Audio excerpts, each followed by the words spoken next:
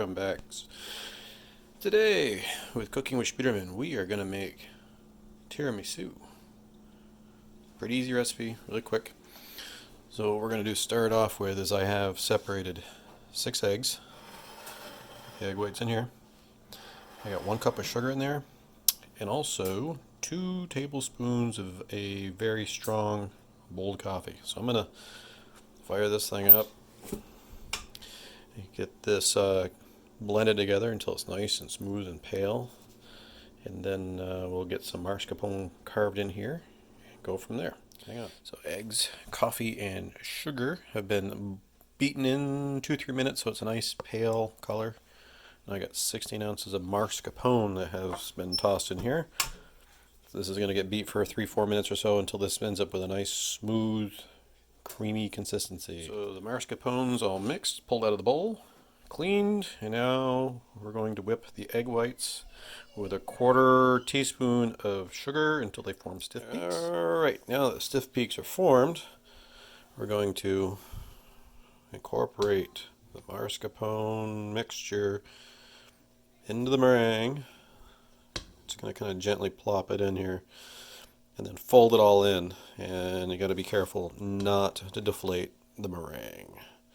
So we'll work on getting this all folded, and then we'll actually go into the construction. So now everything's all folded in.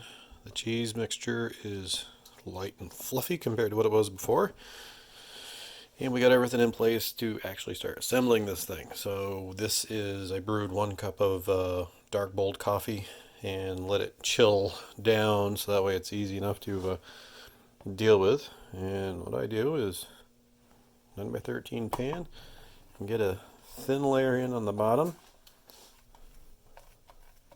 A little bit more. That way the cookies have something to sit into, or ladyfingers I mean.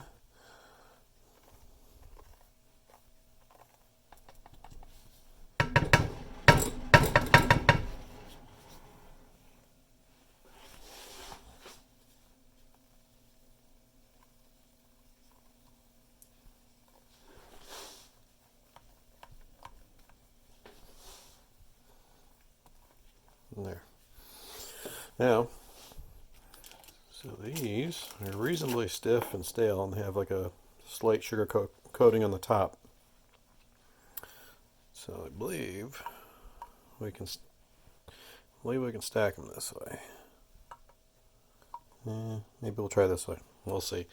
So, quick dip, shake the excess off, set it in the pan, and just repeat. And it's really just a quick dip. You don't want to hold it because it will soak up too much and become very soggy. And what we want to have happen is the ladyfingers will actually take up a bunch of the moisture out of the mascarpone mix, so it makes it kind of firm and easier to slice and deal with. And really just keep assembling in this manner to get the full layer done. So I'll get that completed and show you what. First layer is all set. Now trowel everything on, and you want to push it out to all sides, fill in all the seams, and you want to be able to just see the ladyfingers through the mascarpone. So we're going to dollop on a bunch, trowel it around.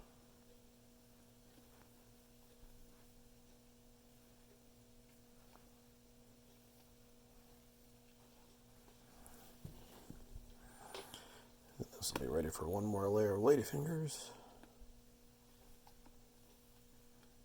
You want to make sure there is enough mascarpone sitting on top, because again, the ladyfingers will take moisture out and thicken this up and kind of dry it up a little bit, which that's what we really want.